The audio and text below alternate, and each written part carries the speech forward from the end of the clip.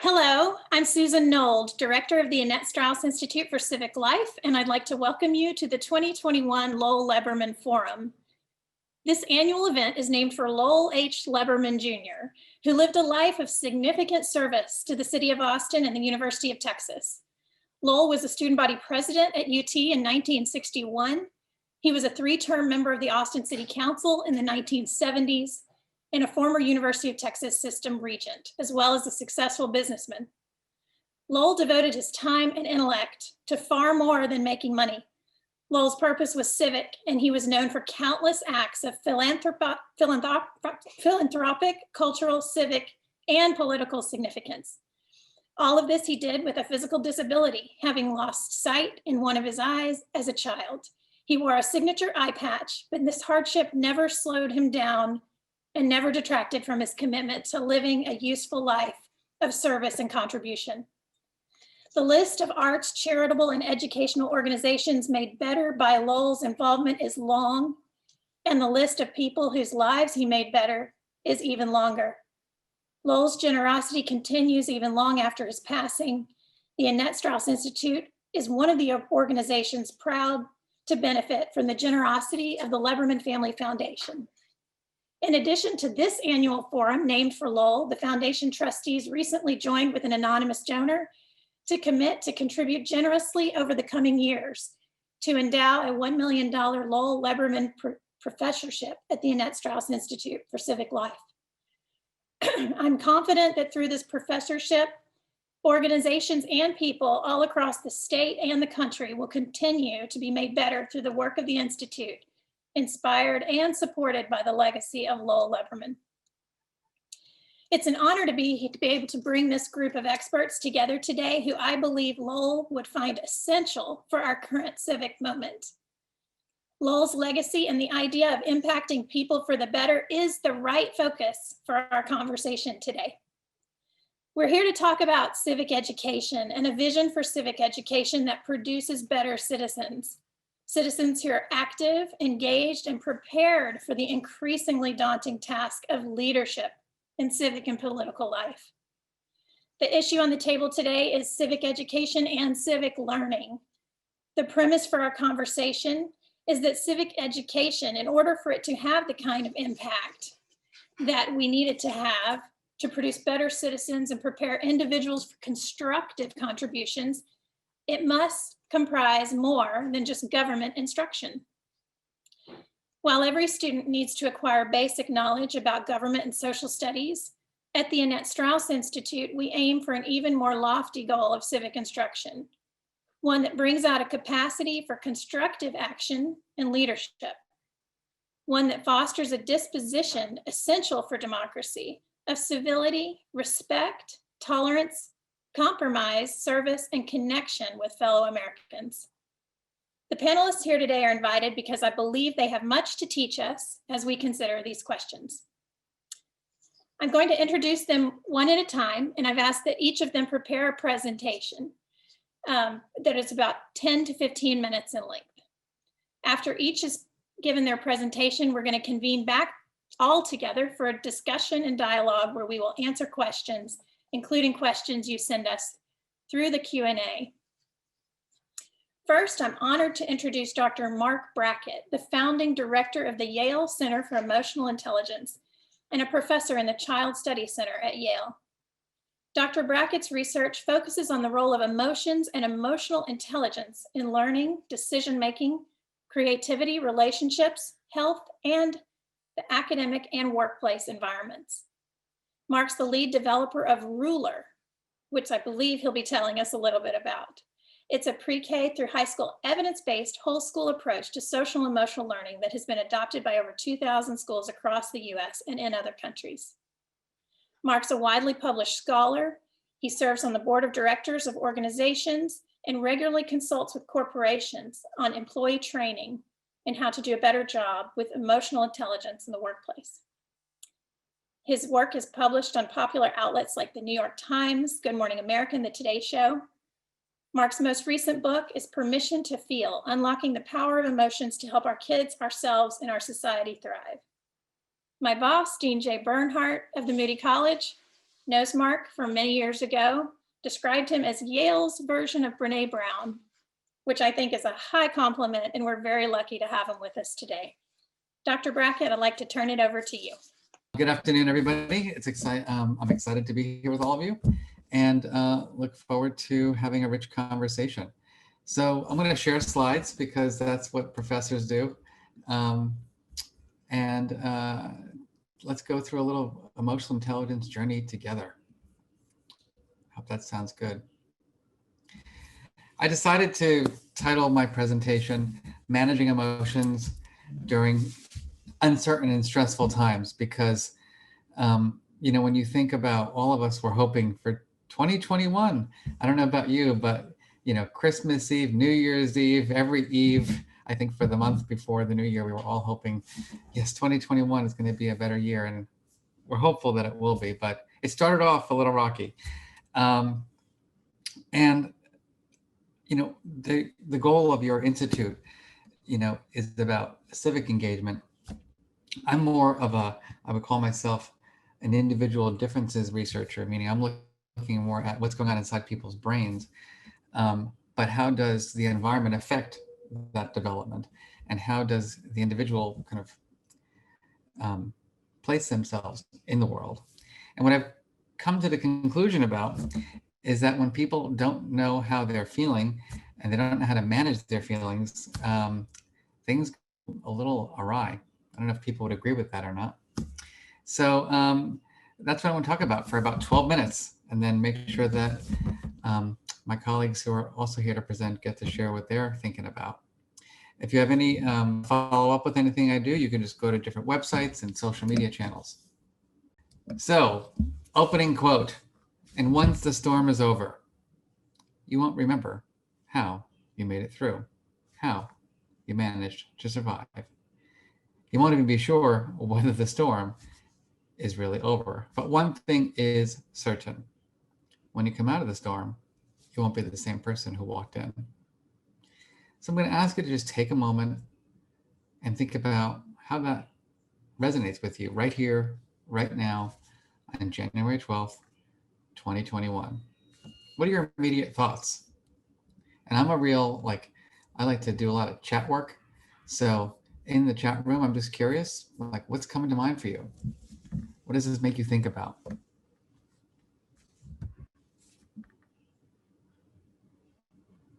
And I have a lot of patience, by the way.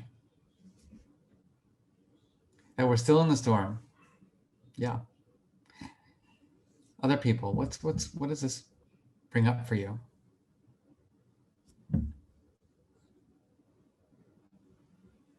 For me, it makes me think about resilience. The storm feels really long. Yeah. A lot of people are saying that. The promise of tomorrow. Thank you. So as I said, my work is focused on emotion, and I thought it would be a good opportunity to teach you a little bit about feelings today. So it is January 12th, and I ask you right here, right now, how are you feeling? We have two axes. We have a pleasantness axis and an energy axis. Yellow, high energy, high pleasant. Green, low energy, low pleasantness. And then we got the red and the blue. Blue, unpleasant, low in energy.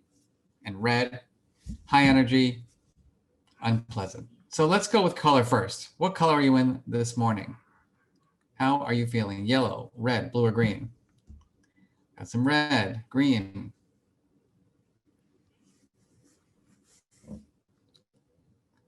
Yellow, green. Yellows and greens. Green on the edge of yellow.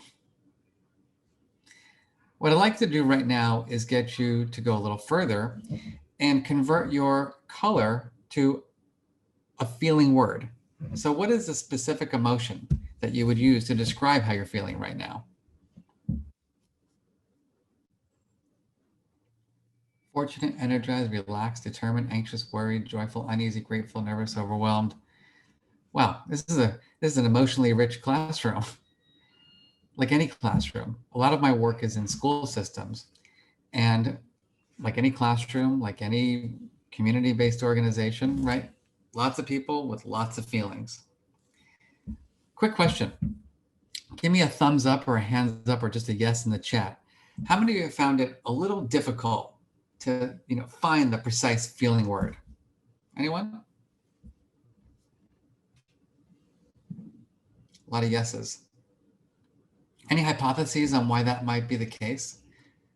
Got a highly educated group here. Why might it be difficult for us to find the feeling words?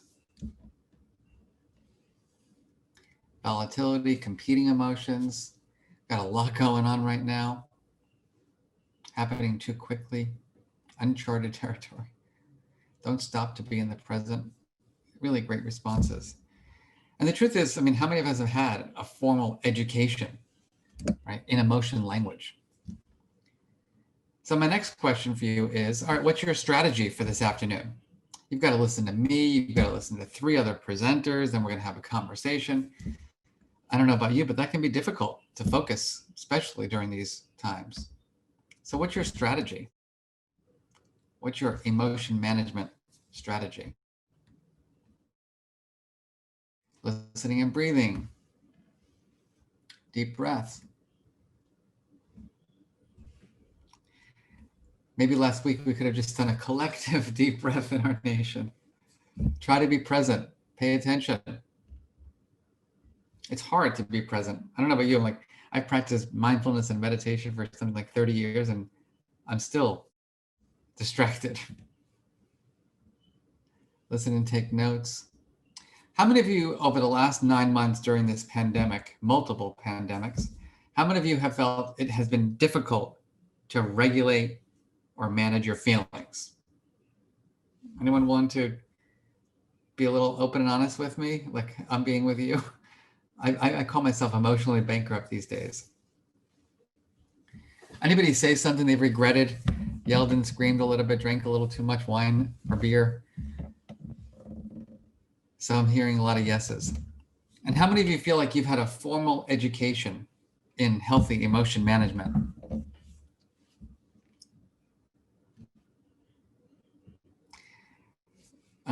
Very few people, somebody from me, I appreciate that, thank you. But think about it.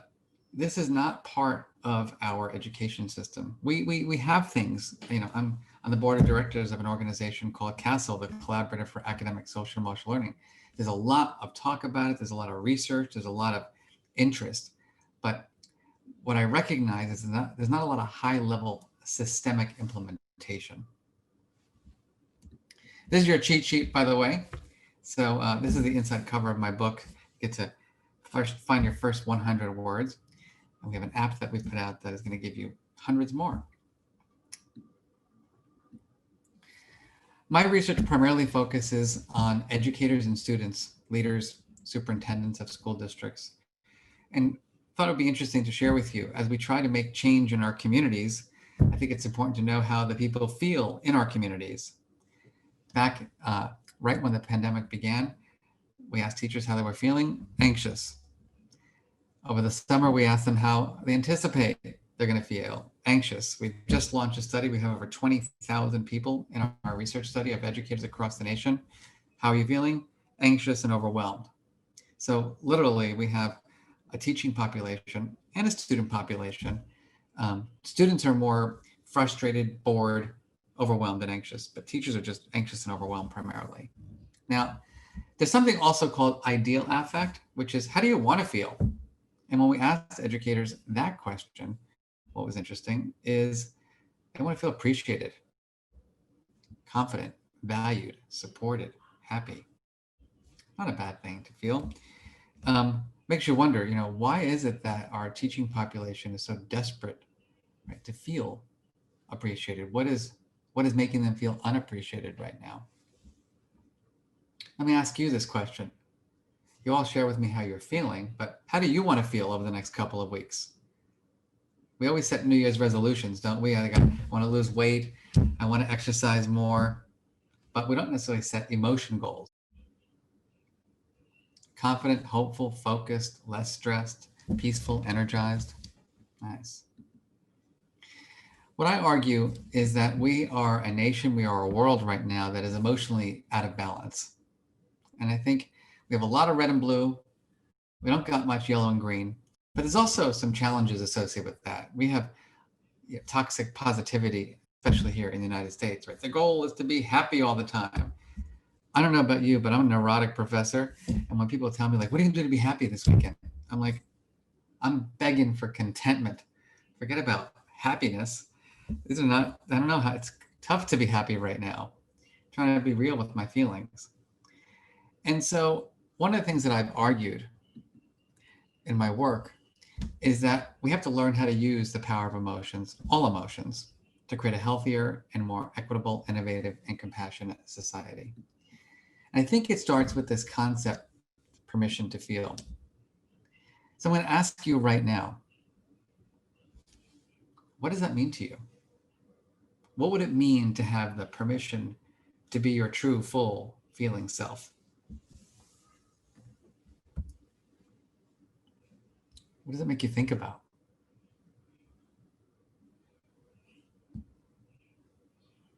No judgment.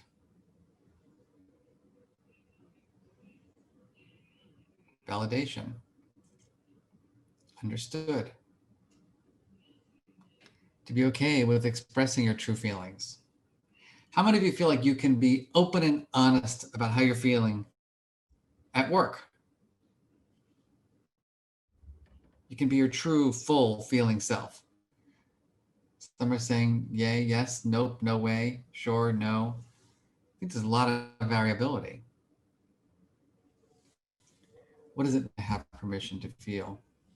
Well, in my research, what I found is that the characteristics are compassionate, unconditional love, empathic, non-judgmental, supportive, validating. One of the things that I want to assert here is that as we try to do work in the community, how do we approach the community? Do we know how the community that we're working with feels? Do we know what skills they have in managing their feelings? And the reason why that matters is that emotions drive almost everything. They drive attention, memory, and learning. They drive our decision making. Think about what happened last week in Washington, D.C. Emotions were underneath most people's behavior. Relationship quality, physical and mental health, performance and creativity. No matter where you go, your emotions are with you. Some of us are more aware of them. Others of us are less aware. Some of us are more or less skilled. Others of us are less skilled. And it's why in my work, we talk about people who kind of see emotions through the lens of a scientist versus the judge. So take a minute and just look at that. Are you an emotion scientist? Are you curious, reflective? Do you want to get granular and specific? When you fail at regulating, do you have a growth mindset and say to yourself, oh, gosh. My mother-in-law, by the way, was trapped with us for 7 months during the pandemic. She's Panamanian and was here from Panama. Couldn't go back to Panama. First month, yay. Third month, what's going on? Fifth month, can I run away? Seventh month, hopelessness, despair. I failed a little bit a few nights. There was one night at dinner, she said to me, are you really the director of the Center for Emotional Intelligence? I was like, not tonight. Was not good. So the question is the story that you tell yourself when you fail at regulating.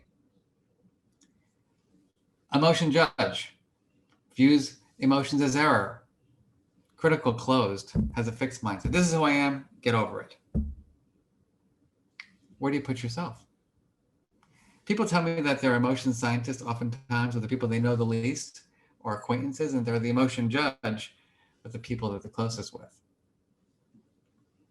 Last thing I want to speak about are the skills of emotional intelligence. There are 5. We call them the ruler skills: recognizing our own and others' emotions, understanding their causes and consequences, labeling our feelings precisely. Are you stressed or are you overwhelmed? Are you angry or are you frustrated or disappointed?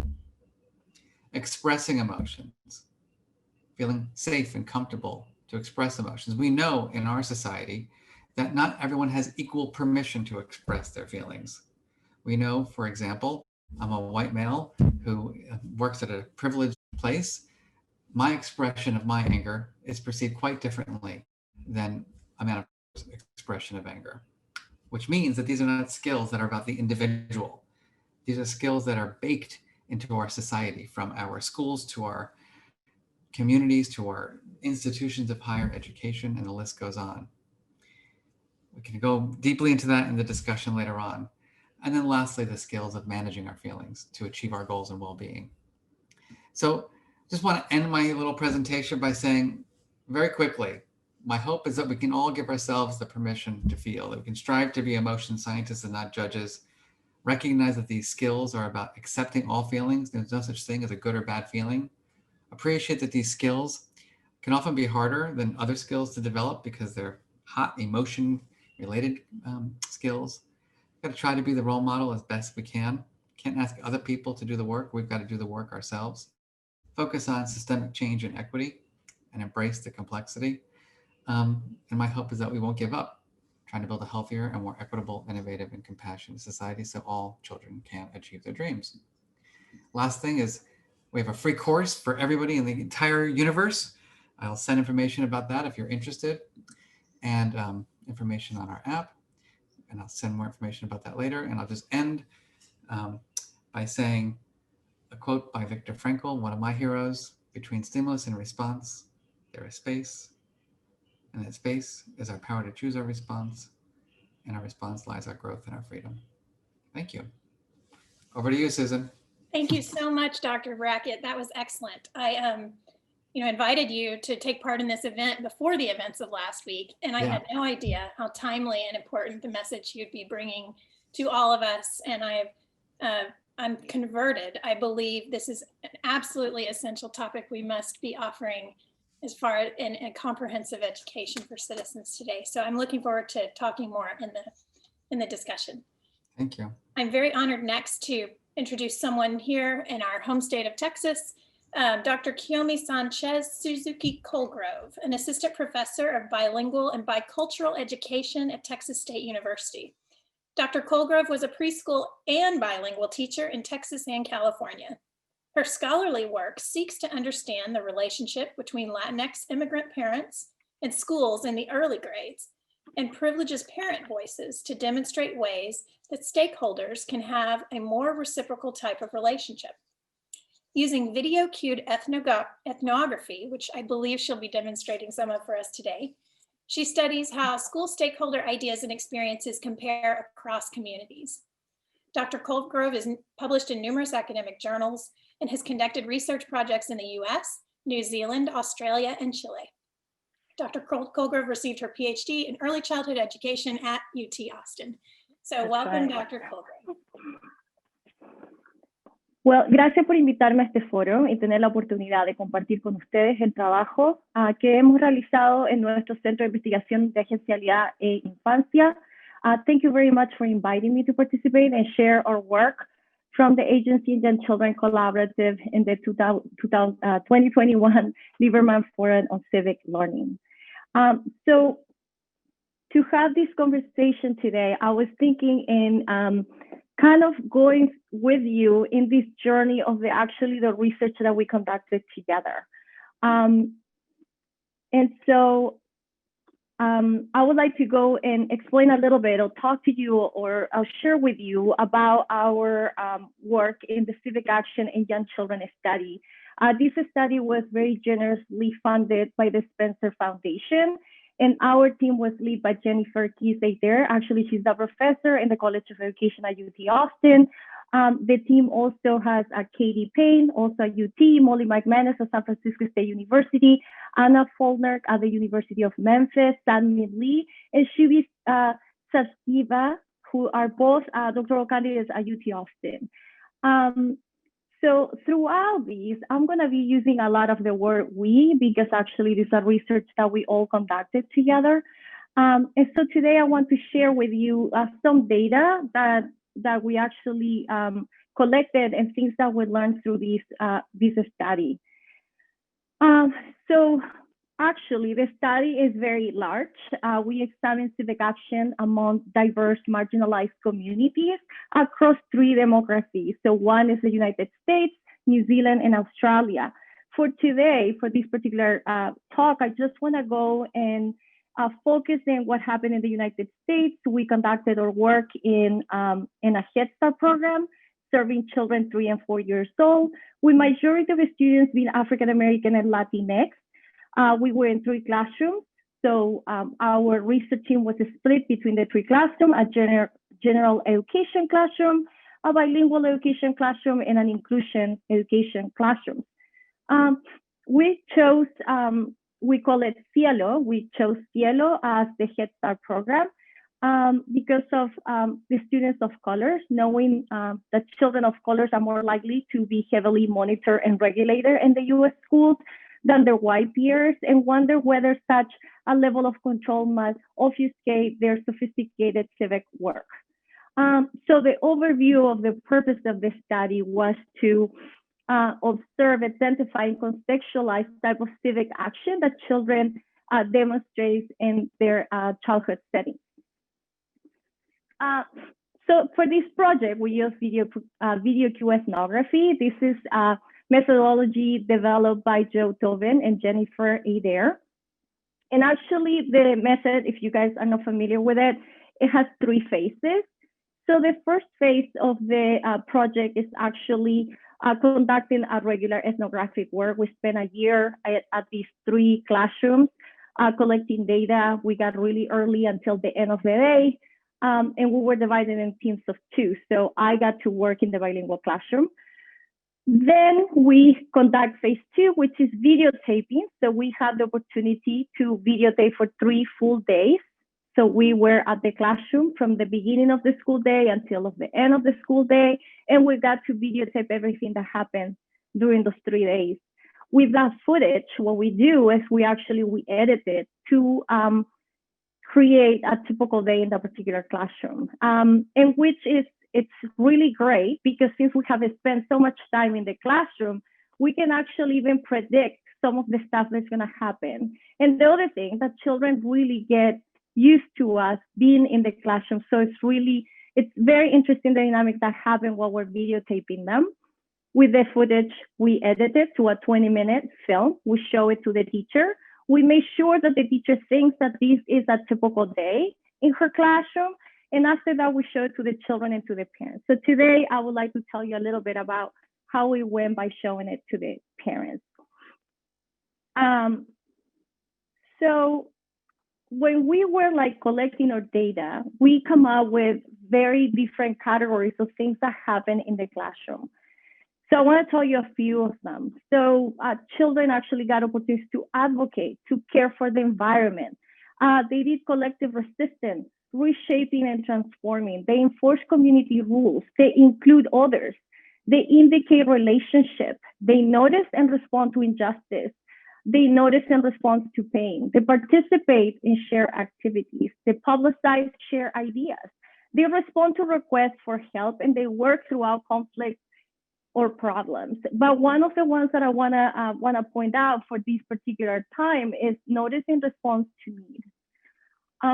So throughout our observations, so we were there and we have opportunities to see all of these civic actions in young children. One of the ones that was so interesting to us was noticing and responding to a need. So when we're trying to make sense of all the data, right? We have all the videos, we have all the footage, the field notes, we have been there and we're trying to make sense. So one of the things that happened early on in data collection in the analysis process, we initially referred to children noticing and responding to a need as helping out, because that's what it looks like to us. And in the bilingual classroom, the way children help out was very subtle. It was a very subtle code and sometimes distinct from the ways that we thought about helping out and have been in play out in other classes. So remember, we have other 2 classes too. So we're always thinking about what's going on in this bilingual classroom.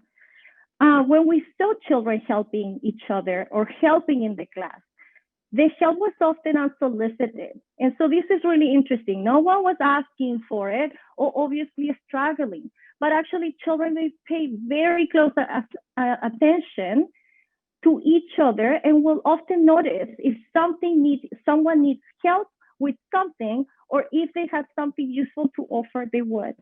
We turned then to Barbara Rogoff's learning by observing and pitching in to make sense of what was going on, if you're familiar with her framework, to help us think about the subtle ways of helping learning and being civic in this particular classroom.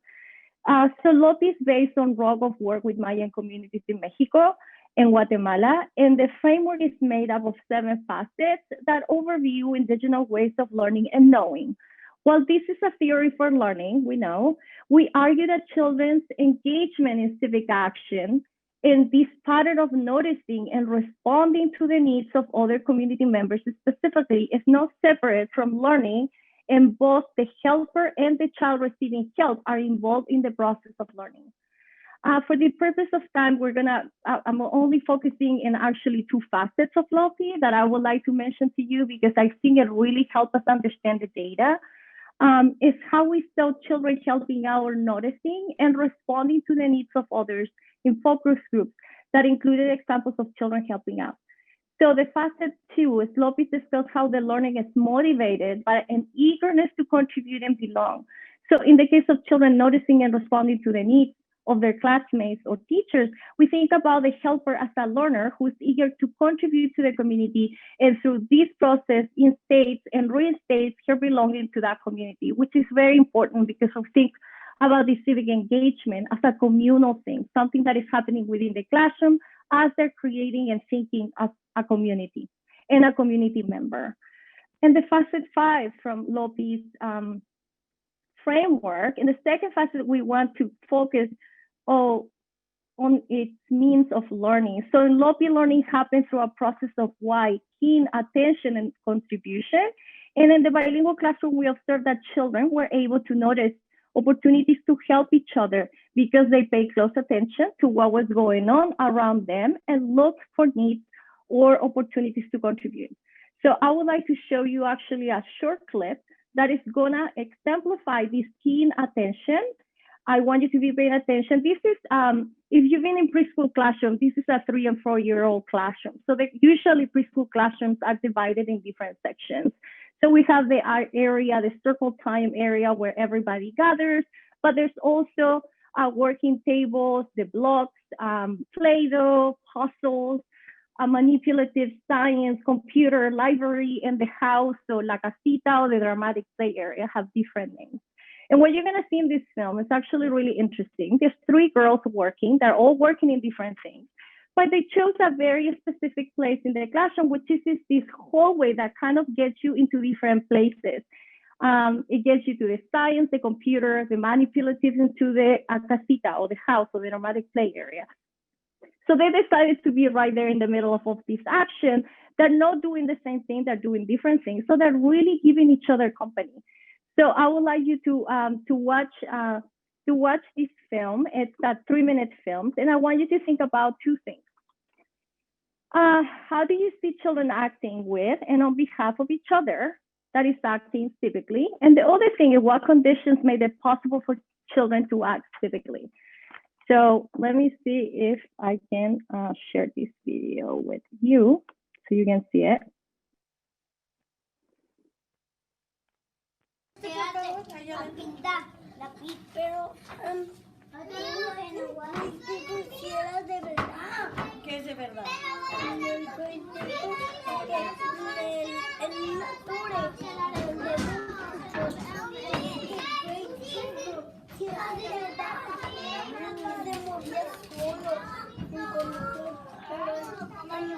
El toro loco sí se movía solo porque el toro loco sí tenía conductor.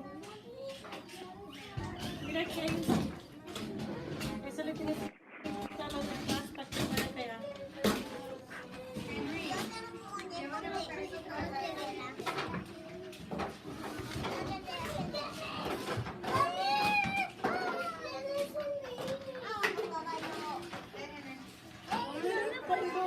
Este tallo que los monstruos.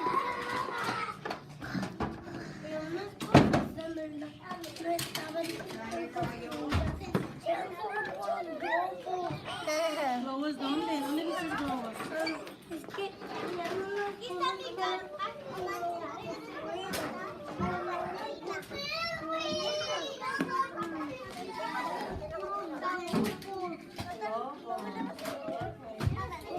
Santiago.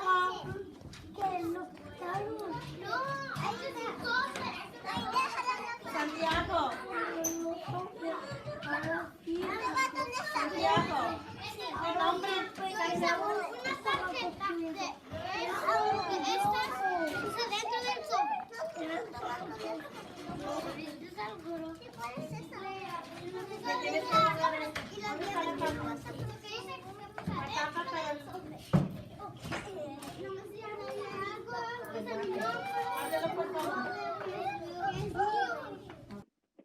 So I would like to stop the sharing there because I have a couple minutes, and this is one of the things that I would like to have the opportunity to share with you.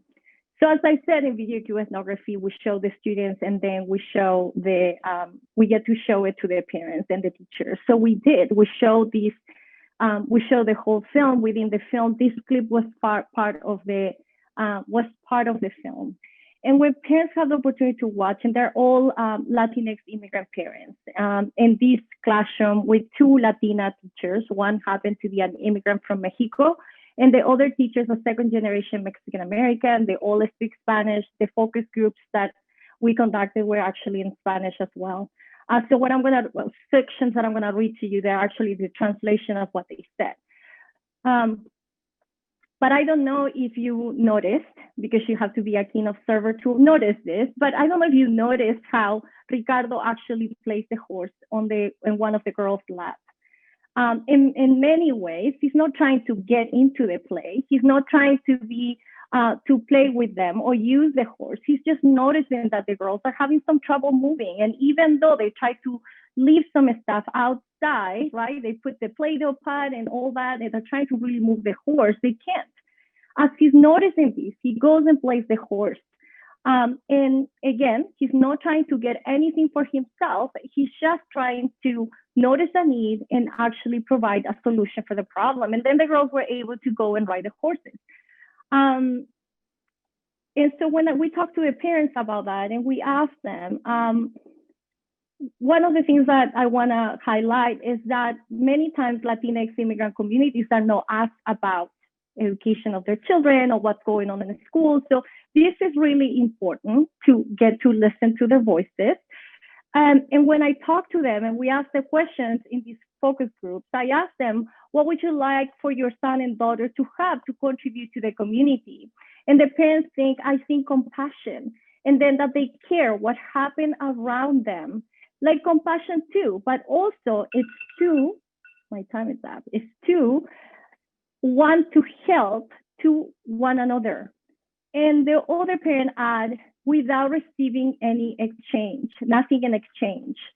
As I went into a different focus group, they also said to teach them having a sense of responsibility, so they feel important, they can feel included.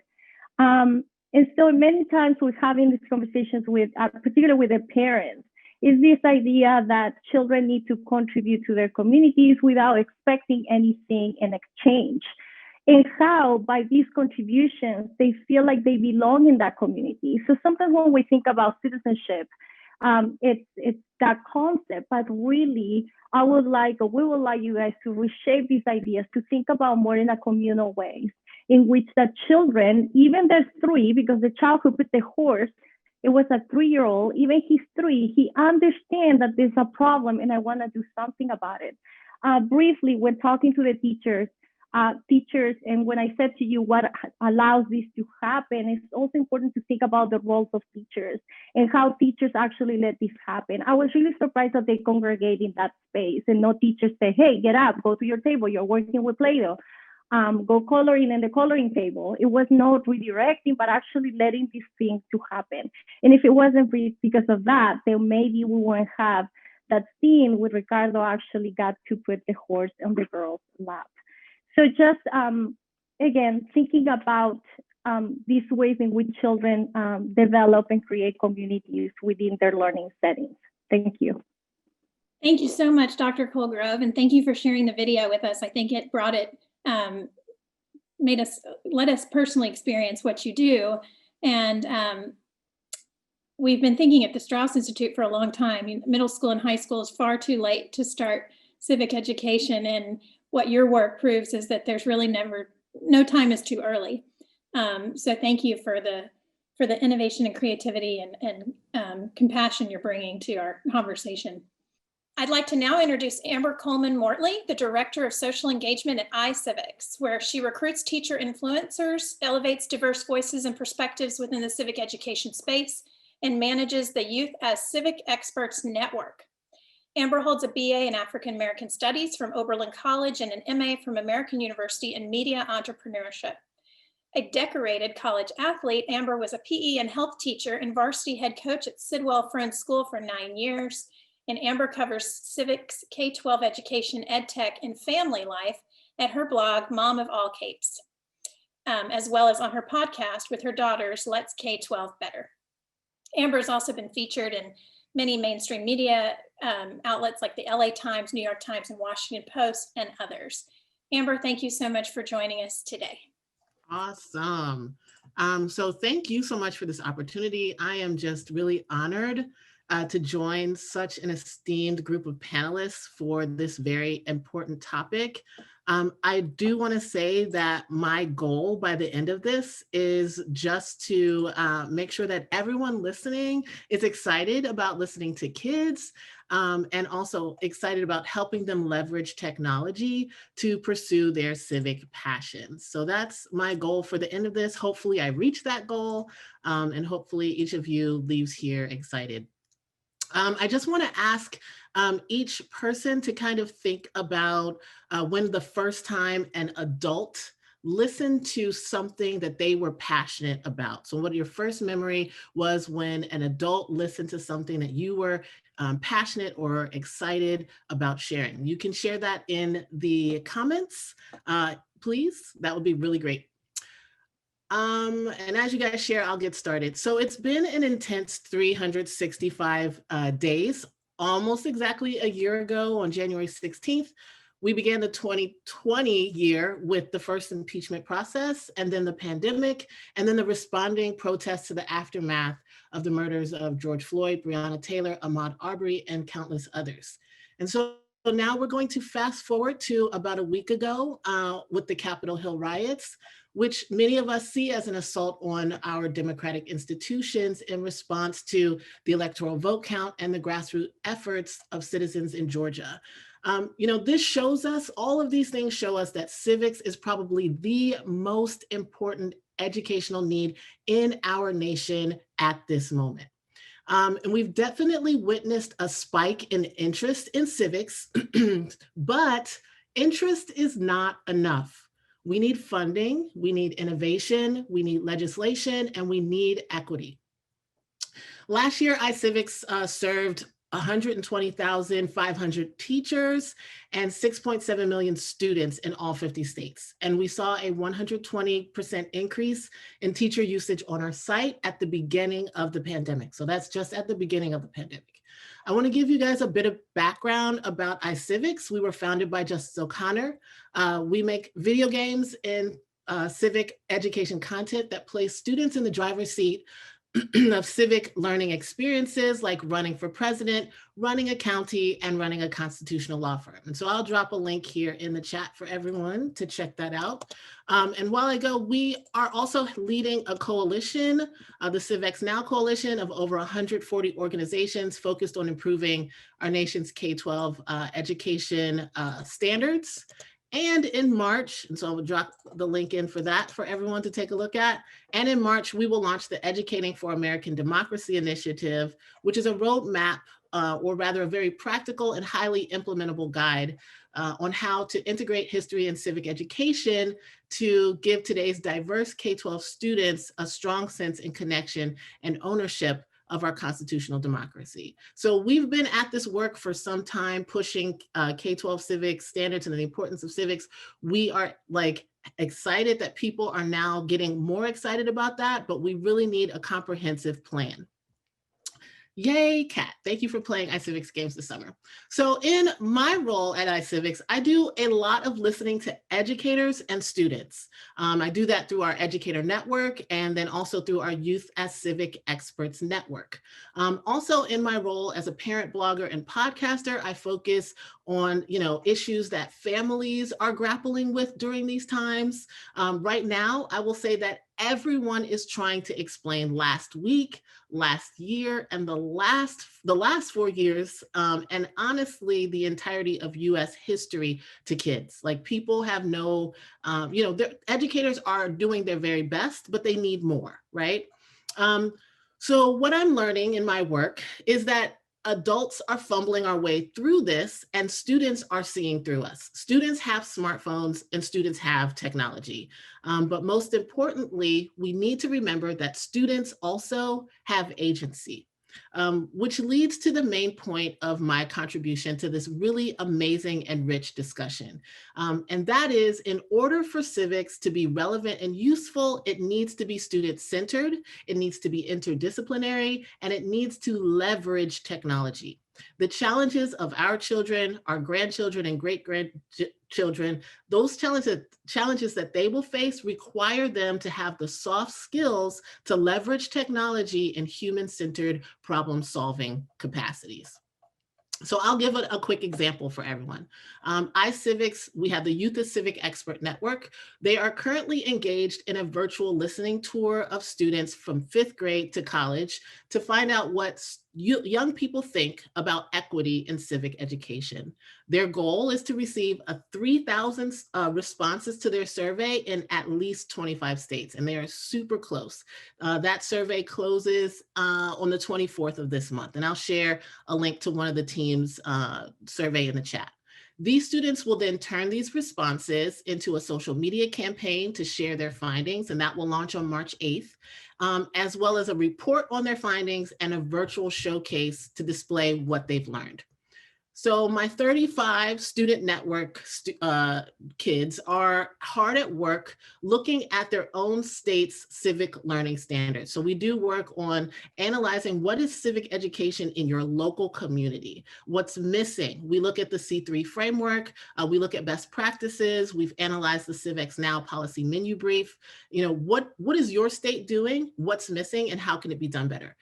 That's one thing. On the other side, we're also looking at AP course enrollment and school suspension data to analyze the inequities in their own school communities. What prevents students from access to high quality experiences? I will say adults, especially those of us in the research field and education, we love monolith speak. And so these students are kind of challenging that. Students are asking questions like, what barriers do rural Black, Indigenous, people of color students experience versus their Black and non-Black peers in urban communities, right? So they're asking, what are the differences that they're experiencing? What are the barriers to entry that those students are experiencing?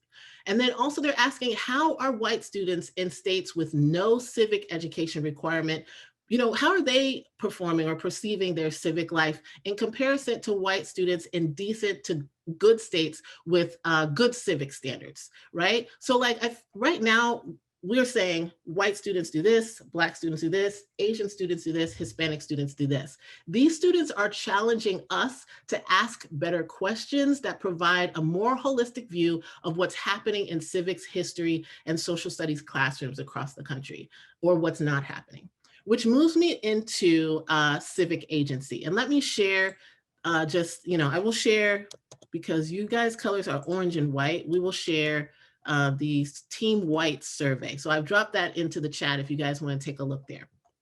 So it leads me to civic agency. And the main question I have for everybody here to kind of meditate on and think about is, why are we preparing students for later when there are problems that need to be solved that kids are passionate about right now? So this is my question that I continue to ask each day when I wake up. It bothers me, when I go to sleep and when I wake up.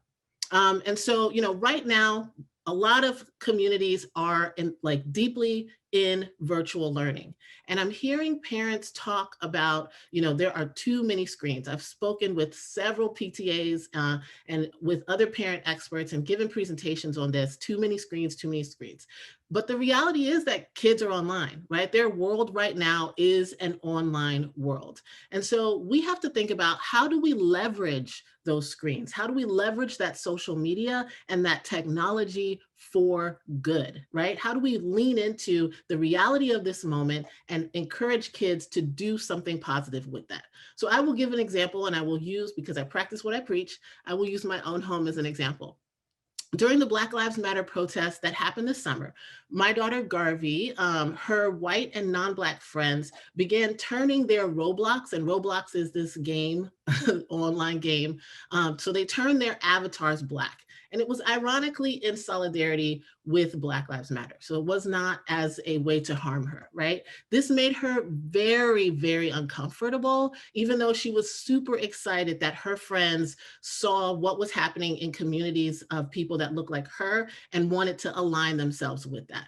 And rather than get upset, right, she tried to figure out and brainstorm a way to connect with her peers, to let them know how uncomfortable that made her feel, while also letting them know, like, yes, keep at your support of this community, of my community. And so she made a Roblox playthrough video. And that video educated her peers on digital blackface, which then eventually was picked up by the New York Times. So what Garvey did was she researched blackface in this country, then produced and edited her own video. I did not participate in any way. She posted it on her own YouTube channel and was very proud of herself, even before the media picked it up. So I just want to say, I told her that the only thing that I required her to do was to ensure the media literacy rule, that we do not want to put anything out on the internet that would cause harm or create a false narrative. So she did the research herself, put it all together, and I'm really proud of her. And so I just dropped the link to the video there. My daughter is 12. She will be 13 this year. Thank you for that question. So another example that our family uses, our podcast, the Let's K-12 Better podcast. We discuss civics, we discuss issues of race, we discuss poverty, we discuss family wellness. There is no topic that is off the table. These are things that we talk about, and we try to model tough discussions for families on our podcast. And so I will drop that in there as well in the chat. So again, leveraging technology in a way that is producing some sort of social good and having these discussions.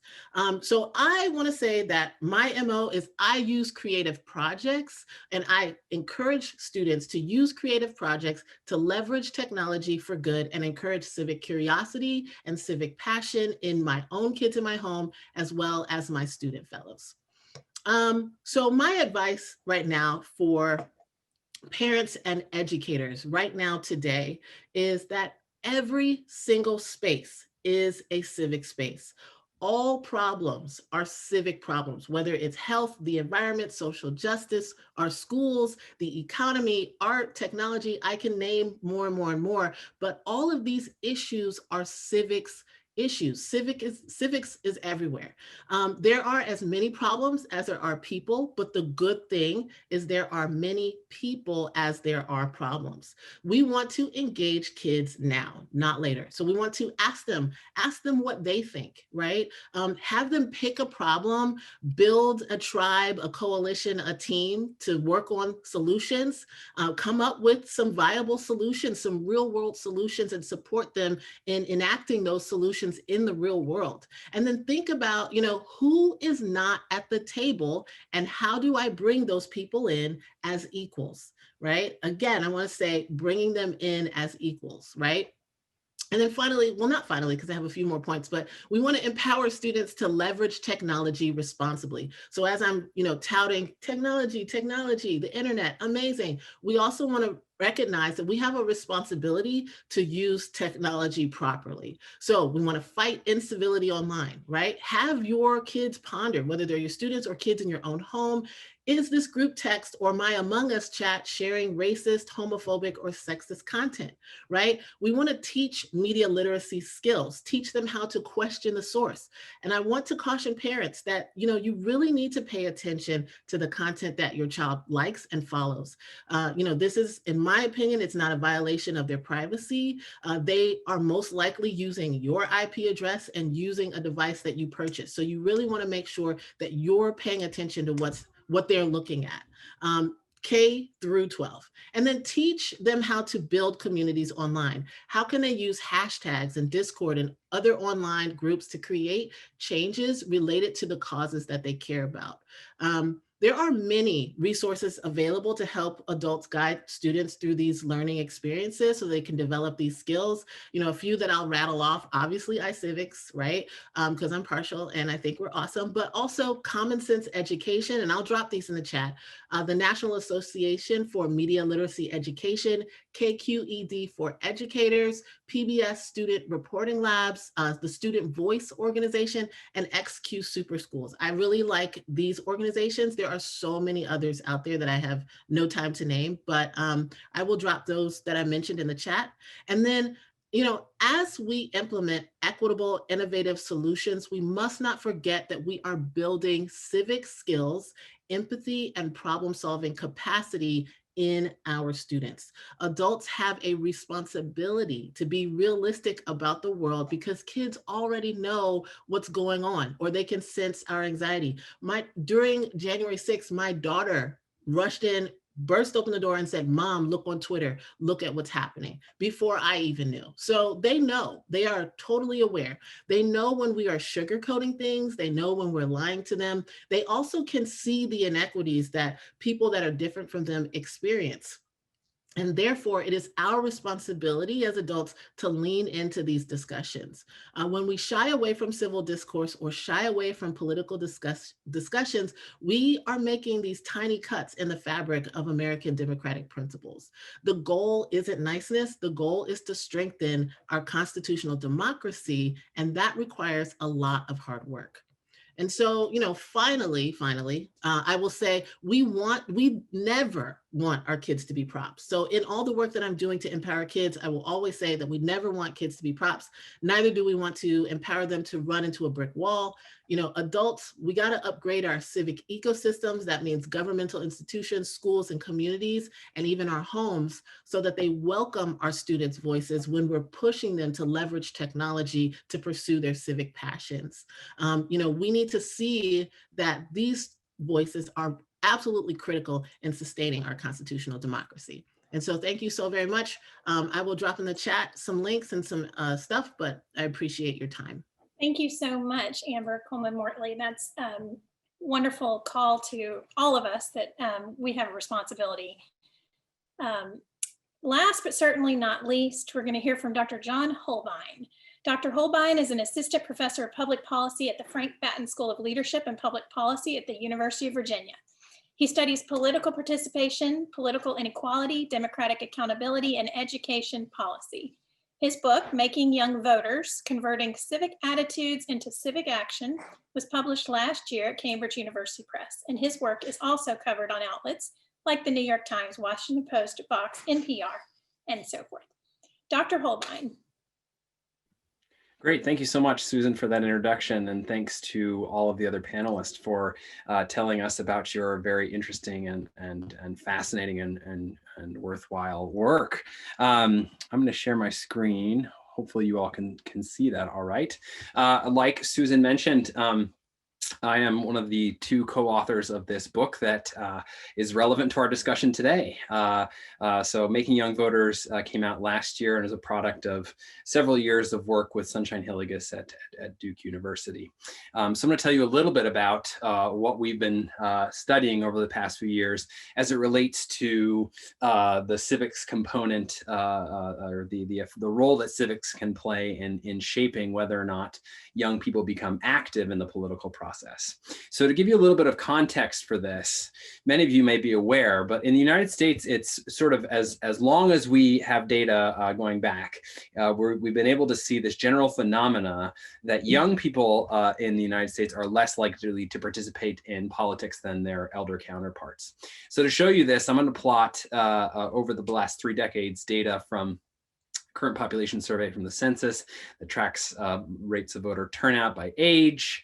And here at the top is rates of voter turnout among individuals who are 60 and above, just making a distinction between those who are younger, who are 18 to 29-year-olds. You can slice these and dice these data different ways. There's a pretty stark age gradient in rates of voter turnout by age, young people being much more likely to turn out to vote than their elder counterparts. And this has been the case all the way back to 1972, when 18-year-olds were given the right to vote, and even there's some evidence of before that. So just to make this a little bit easier for you to see, that dark black line that I've just thrown up on the screen there is the difference between these two groups. So you can see that while turnout fluctuates up and down with midterm and presidential elections, and while sometimes we see rates of youth voter turnout go up, overall, the common pattern in American democracy has been that young people are much less likely to participate in politics. We don't quite have great data yet from 2020. But the evidence that we do have suggests that this pattern has continued. Though young people turned out at higher rates in 2020 than they did in earlier years, that gap didn't budge, and still by far a majority of young people did not cast a ballot, did not engage in this fundamental form of democratic engagement. To give you a little bit of sense of like how good or bad this gap is, I'm going to show you data from other countries, right? So to benchmark, this is data from the CSES. It's a survey that's run in a variety of different advanced democracies around the world. And what I'm going to plot for you on the vertical axis here is that gap, right? The gap between older and younger citizens across these various countries. On the left-hand side, it'll be where the gap is smallest, where young and older people vote at similar rates. And on the right-hand side, it'll be the opposite, right? Countries where young people are much less likely to vote than their elder counterparts. So the United States, maybe not a surprise to you all, falls all the way on the far right of this graph, right?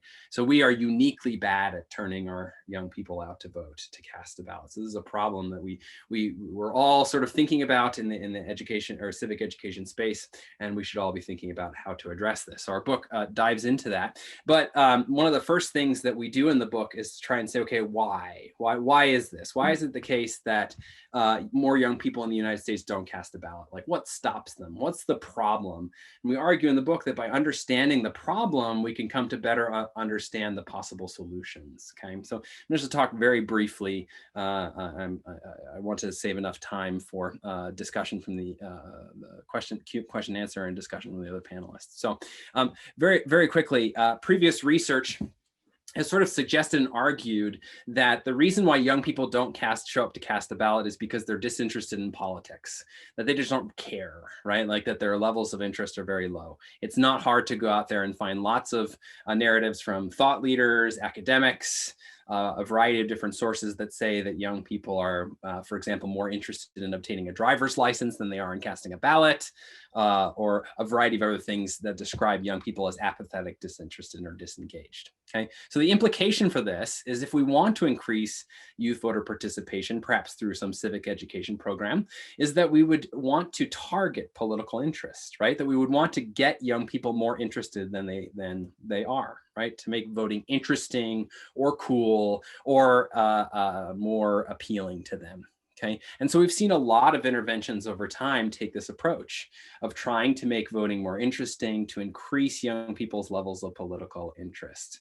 A lot of different organizations have taken this approach.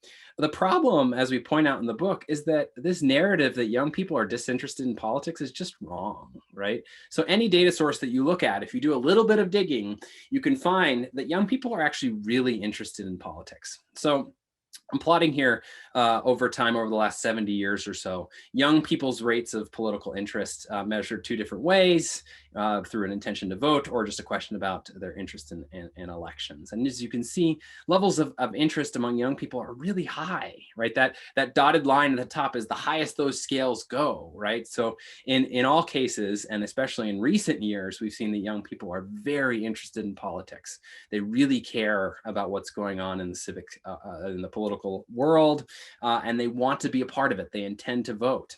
The problem is not that they have low levels of political interest. The problem is that they just fail to follow through on that interest, to translate that interest in elections, that desire to participate in politics, and that the intentions and plans to participate, to do that, they just struggle to translate their intentions into behavior. So in the book, we call this the follow-through gap. And we talk about how young people have a lot of trouble following through on their good intentions to participate in democracy. And that this is actually the way that we should be thinking about young people's, what's stopping them from participating in politics. It's not a lack of interest. They want to participate. And they even say they plan to participate. They just struggle to actually follow through and cast a ballot. Okay. For the book, we not only did a lot of quantitative work, but we did a lot of some qualitative work as well, interviewing young people around the country. And we asked them, okay, well, for those that didn't cast a ballot very often, why? Why is it that you don't cast a ballot? And we really came up with three things kept coming out again and again among young people in these interviews. The number one reason that they would give us was that they sort of lack confidence, right? And they think they needed to know more than they actually do to cast a ballot and to engage in politics this way. We had many young people say to us that they were intimidated by the voting process. They felt like they needed to be like the member of their classroom who was a political savant, right? Who was a political junkie, right? In order to cast a ballot. And if they didn't sort of get to that level, they felt unqualified, right? So young people lack a lot of confidence in themselves when it comes to casting a ballot. Many of them find the process of registering to vote and then casting a ballot really confusing and intimidating. In fact, we found a study as we were writing this book that among a sample of young people, it found that about half of young people make mistakes on voter registration forms that would be of such character and quality that would cause the voter registration form to be rejected. And then finally, a lot of young people intend to vote and cast a ballot, but then get sidetracked, say by class or by work or various familial responsibilities, okay? Those things are what stop them from following through. So in the book, we really talk about, okay, well, given that it's about a lack of follow through, what types of things can we do as educators and those in the civics education space to think about tapping into the problem that actually stops young people from voting. So one of the things we talk about in the book is a set of attributes that have been mentioned a couple of times today that help young people follow through in other domains, right? In performing well in school and their jobs, making healthy decisions, etc. Actually, these skills are actually relevant to politics as well. So these are under the broader umbrella of social and emotional skills. A variety of different definitions exist. A lot of different scales exist to measure these types of social and emotional skills. In fact, in the book, I think we made a list, and it's something like close to 100 different ways of measuring social and emotional skills. They all kind of point in the same direction, though, that they're important for a variety of life success outcomes. Okay, research has suggested that these skills can be taught. These are not the things that you're just born with and then have forever. These are not necessarily driven 100% by genetics or by inheritance, but they can be targeted and taught through education programs. And importantly, for our purposes, social and emotional skills might help young people overcome these obstacles that they face that get in the way of them actually translating their intentions into behavior. Okay, so we have a lot of evidence in the book, and we provide a lot of evidence in the book that suggests that social and emotional skills help young people follow through and cast a ballot to participate in this core form of democratic engagement. I'm going to tell you just a little bit about, very briefly, two of the programs that we use to see whether or not social and emotional skills can be targeted to increase levels of youth engagement. So the first is the Fast Track Project. Some of you may have heard of this. This was an intervention that started in the early 1990s that targeted young people's self-regulation and social skills through various classroom interventions, after-school training programs, and a variety of pedagogical tweaks to school curricula that taught young people to slow down, to think about their thoughts and emotions and behaviors, and to get better at regulating those things. Okay. The second program that we use is called the Good Behavior Game, and some of you may have heard of this as well. This has been around for even longer. Earliest versions of it in the 1970s, 60s, 70s or so. This was mostly an incentive-based program in classrooms that taught young people to, again, control their thoughts, emotions, motivations, and behavior. And so the idea is, if we do this and we teach kids to learn these skills, to persevere when things are difficult, to keep going when distractions get in the way, to really be attuned and attentive to the needs and problems that are happening around them, that they might be actually better voters when they're in adulthood. So I failed to mention these two programs started relatively early on in kids' lives. So the Fast Track program started in kindergarten, and the Good Behavior Game started in first grade. Okay, so these are interventions that start relatively early on in kids' lives. And what we've done for the book is track down the participants in these programs and see whether or not those who participated were more likely to vote than those that didn't. So these are both randomized controlled trials, or A/B tests, wherein some students were randomly assigned to have these programs and some students were not. Okay, so we tracked these subjects down, matched them to public voter registration lists, and what we found was pretty interesting, right? Both of these programs that had different approaches to developing kids' social and emotional skills had large and long-term effects on whether or not young people turned out to cast the ballots. In the case of Fast Track, teaching kindergartners to how to regulate their own emotions, motivations, and behaviors has long-term lasting consequences for their levels of democratic engagement later on as they turn into adults and become eligible to vote. So this is a fairly large impact, somewhere on the order of about a 10 percentage point increase in the chances that someone casts a ballot, right? So the Fast Track project had a large increase in the chances that young people actually cast a ballot later on in their lives. Same thing for the Good Behavior program. Different approach, more incentive-based than pedagogical base program, but again, a fairly large impact of teaching kids early on to develop their social and emotional skills on their democratic engagement later on, suggesting that programs that help develop these types of skills early on really have large and long-lasting effects on democratic engagement. Okay, so what does this all mean for civics education? We have a whole chapter in the book, Making Young Voters, where we talk about the implications for our findings for civics education. And one of the things we talk about in that chapter, which is chapter 5 in the book, is that the status quo approach to tackling civics education is not insufficient. So we call this affectionately bubble sheet civics. There's lots of other terms out there for the standard approach to civics. The take-home message is most civics programs are focused on teaching kids to memorize facts about government and politics, as opposed to doing more deeper active learning that will help them develop skills that they'll need to be actively engaged in democracy. So our recommendations, as we talk about in the book, and this is just a highlight of that, is to spend more time developing these types of social and emotional skills that help young people follow through in casting a ballot. These skills turn out to be very important for democratic engagement. We also have some more practical recommendations for various civics educators, and those involve mostly helping young people go through the practical steps of voting that often snag them up, that make it difficult, that get in the way. Okay, so you'd be surprised. We did a lot of interviews of civics instructors, and though programs like iCivics are expanding, many different schools don't sort of address political issues of the day, right? So it's all about American history, right? It's more of a history class than it is sort of an active civics class. And so we need more projects like iCivics and other interventions that Amber was talking about that get us past the sort of bubble sheet civics and talking about political issues of the day in a way that's positive and structured well. And then more mechanically, it's really important for schools to take on the responsibility possibility of registering young people to vote.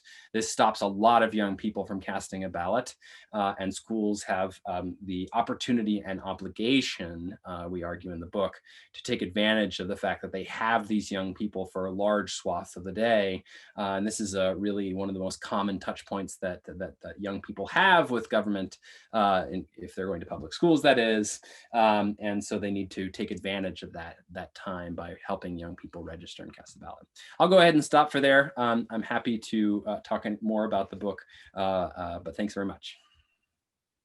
Thank you so much, Dr. Holbein. I'd like to have all our panelists turn their cameras and mics back on, so we could now turn to a little dialogue and discussion. I'm delighted with the information I got from all of your presentations, and so thank you for being part of this. I think we're talking about a lifelong sort of holistic approach to educating students. I think, you know, what's nice about you all offered us very concrete ideas about what we could do to get it right for our kids and the next generation. I guess we need to make sure the adults don't mess it up for them too badly before we get to that point. Well, I know we're running a little short on time. And so if anyone is gracious enough, both panelists and attendees, to give us a 10 or 15 extra minutes, I would like to go a little longer, but if you cannot because of other obligations, I completely understand. So we've got at least 10 minutes, and if you're willing to give us 10 more, we'll have some time for discussion. I'd really like to open it up and let you all ask each other questions. So did anything come up for you in the course of listening to your co-panelists that you think sparked a question you wanted to ask?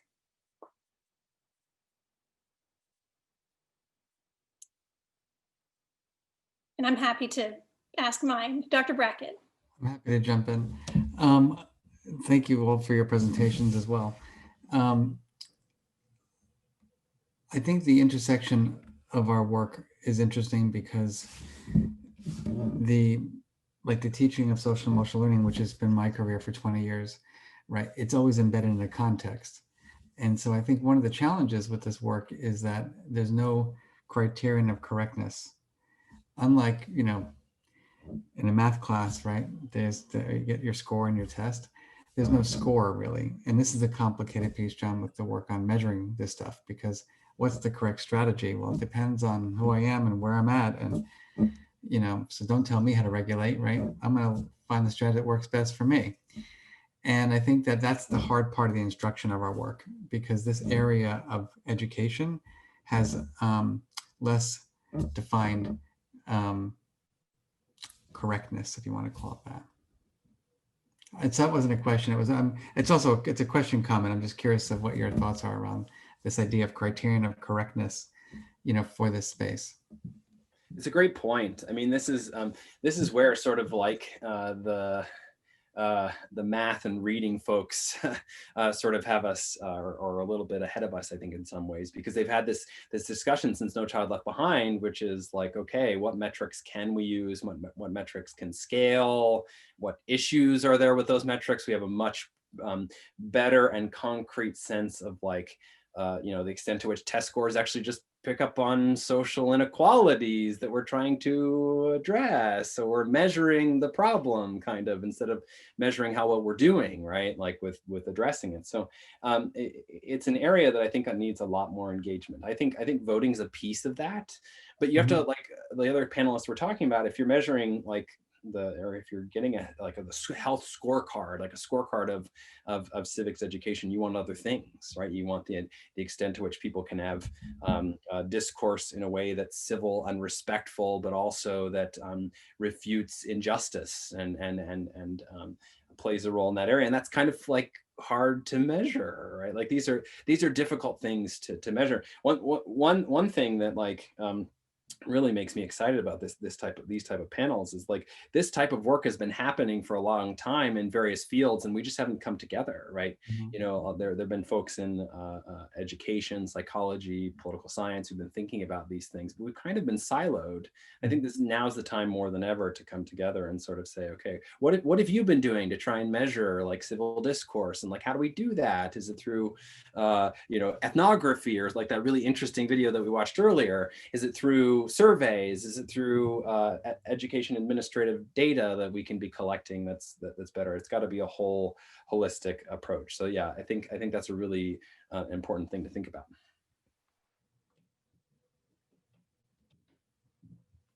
I'll ask a follow-up to that. I sometimes think of the goal as sort of how do we promote civic maturity? I don't know if that's the right word, but just sort of the process of maturing as an individual.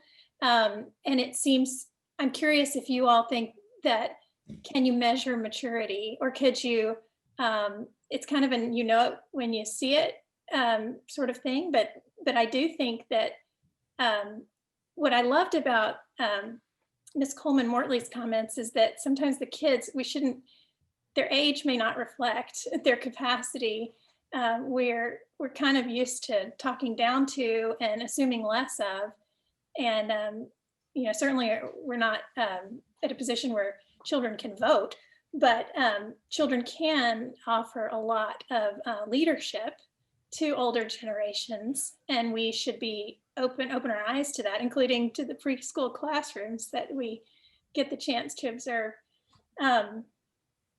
I wanted to ask, we're at a critical moment in our political life where, political emotion seems to sort of carry the day, or at least none of us are immune from the kind of effects of how we feel about what we're witnessing. And I'm wondering if within the work you all do you think there is a pathway out of this kind of predicament where half of the country, we're all feeling a lot of things, but we feel them because of different reasons, and half the country's living in one reality and another into the other. So is there, there's a lot of discussion this week about unity, yes or no.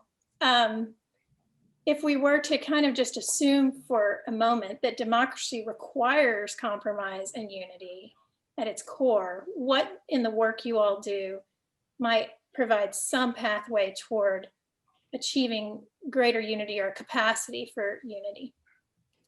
I'll start. I'll use the youth fellowship as an example. We take time to bring students from all across the country, from all walks of life, to discuss these kinds of topics and these exact same questions.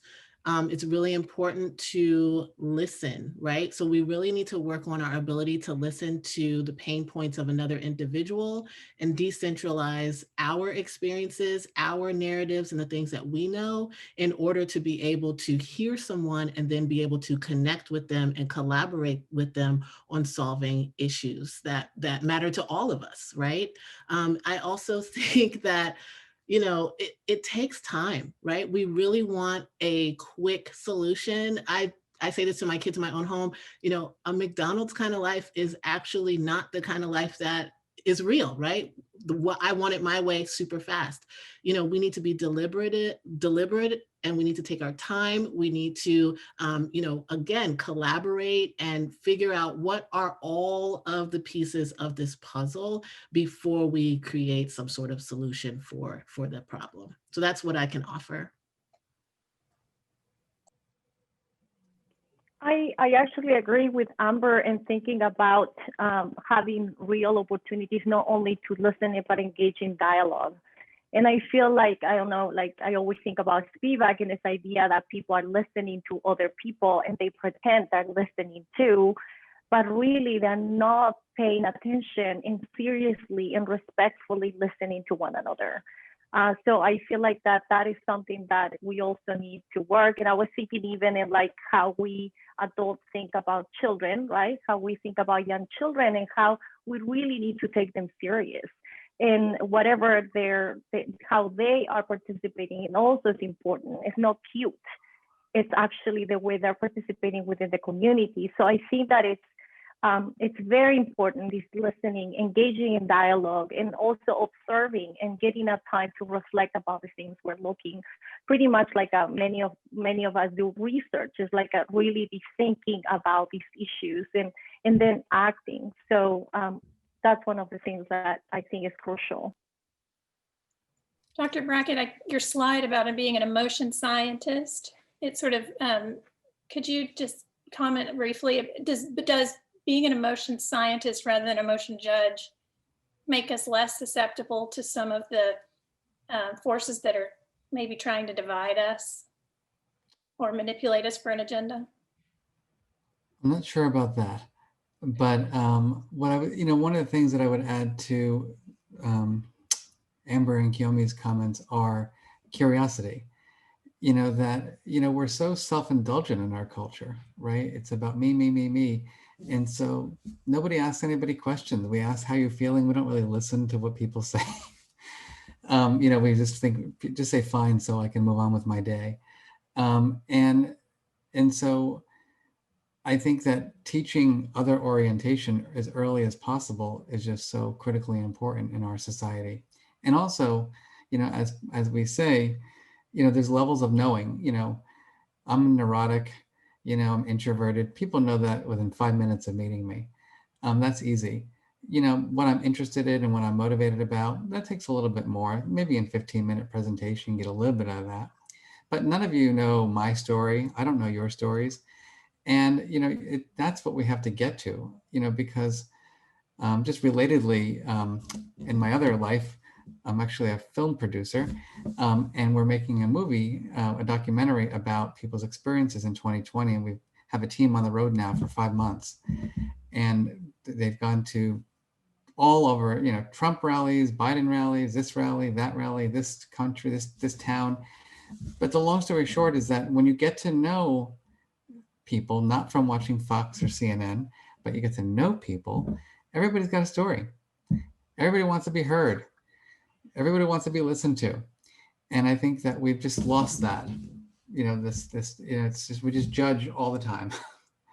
And we're not really finding out why 75 million people voted for Trump and why 77 or 80 million people voted for Biden. We get underneath, what their experiences are, and then have more compassion. And maybe if we have more compassion, we can make greater change.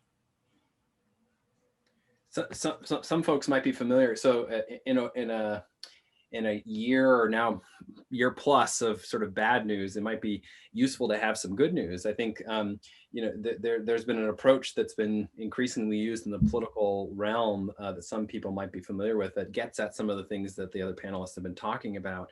And it's called deep canvassing. Some of you have probably heard of this, right? And the idea behind deep canvassing is that you want to first understand where other people are coming from. You start by listening, right? Just like Marc was talking about. You listen first above all else. And then when you talk, you share personal experiences about how you feel and how things affect you. So like this was developed a long time ago, but it's been applied in various issues of hot button issues like LGBTQ+, immigration, abortion, relative to specific political candidates.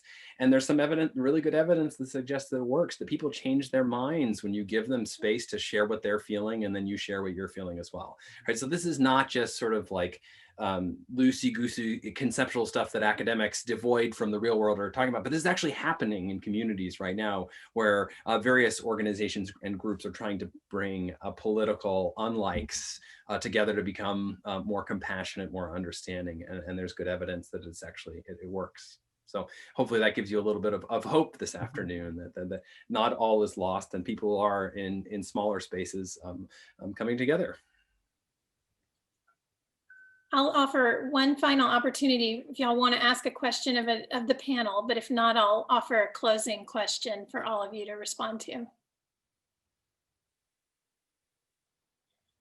Okay, so in closing, can you offer one concrete idea, recommendation, or suggestion? If you could wave a magic wand and see more of what in our school system or in our homes, what would you want that to be? We'll start with Dr. Brackett, and we'll go in the same order that we did our presentations. I would add that the adults who are raising and teaching kids have to be role models, that we can't expect our kids to learn these skills when they're not modeled for them. And so for years of my career, I spent time developing a middle school program to teach kids skills to manage their feelings and label their feelings. And we failed horrifically because the teachers were like, my job is not to talk to kids about my feelings. Or like, I'm only going to talk about happy and joyful. I'm not going to talk about alienation and despair. And I quickly realized that, you know what, the kids are mostly all right. It's, you know, they're born empathic. We pull it out of them. And so making sure that the adults are role models, I'll stand by that. Dr. Colegrove? So if I have to think in one thing, it would be like allowing opportunities for children to enact their agency in the classrooms and the schools. And with that said, it's for children to have more opportunities to make choices about their learning, to be able to control their body. If they need to ask a question, get up off their seat and go do something, to have the opportunity to do that. If they want to ask questions, if they want to speak out, to have opportunities to actually show their capabilities, because that's the way they can actually develop these civic capabilities and to show that they have them. Because just like Marc said, they do have them. It's just the problem is they're being shut off and they cannot talk, they cannot move, and then these things don't happen. So for teachers and schools to think about listening and observing children rather than interfering all the time and controlling them. And I think what is very problematic, this happen more in Latinx and Black communities and schools that actually happen in white schools. So to be very cognizant that this is something we need to be paying attention to, allow children to have more agency in their learning. And therefore, I think we're also going to see a change in the way that children are participating, as you saw in these 3- and 4-year-old classrooms. So it's not like we need to wait until they're 18, but actually they are in the civic being as they're born within their communities and their societies. Thank you. Ms. Coleman-Mortley. There's so many possibilities here. I would definitely lean into more partnership. You know, I think that we need more partnerships between adults and students, between organizations, between legislative bodies and private companies. We need to work together a bit more on finding the solution, and we need to think critically about who is not at the table when we're making these solutions. So partnerships rooted in equity. So that's what I would say. Thank you. Dr. Holbein? Yeah, thanks. I would say that all hope is not lost. There are programs out there, and there are lots of people working in this space to try and ensure that the next generation is, in some respects, better than the current generation, right? Like, my greatest hope is that the students that I teach will be better than I am when it comes to being a good citizen. And so we have a lot of stuff working on the good people working on the ground, interventions that have been tested and shown to be effective at mobilizing young people, at making them better members of their communities that they live in. So we need to start early, and we need to be really intentional about those interventions. But there's hope. Excellent. Thank you all for being part of this event today. It's been really rewarding to be able to organize this and invite all of you to come together.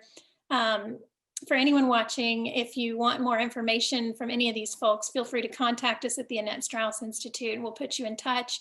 We want to be a resource to our community, our campus, our state, our country, if we can be, in advancing the things that we know need to be done to bring about a brighter tomorrow.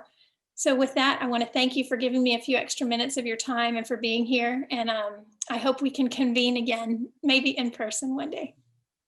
Hi, everybody. Nice to meet you.